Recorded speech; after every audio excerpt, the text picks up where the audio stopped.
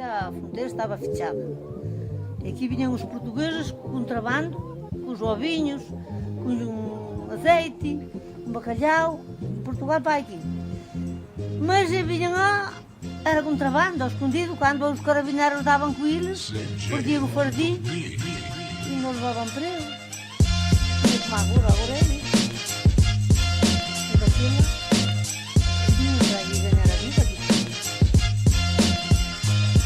Havia aí uns comerciantes, o caso um era o meu pai, olha por dois, colhia os ovos, colhia azeite e depois aqui vendia-os. Vinha o vestido com um caminhão e levava-se a mercancia. Foi para dinheiro despachado.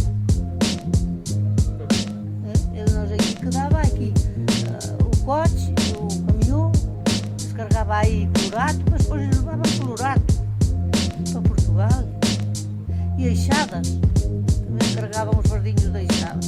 Coitados. E dias da neve e da chuva que me dava a pena. Como alguns morreram na serra, vieram cais mortinhos para aqui, para ganhar a vida. Daqui para lá e para lá e para lá e para lá.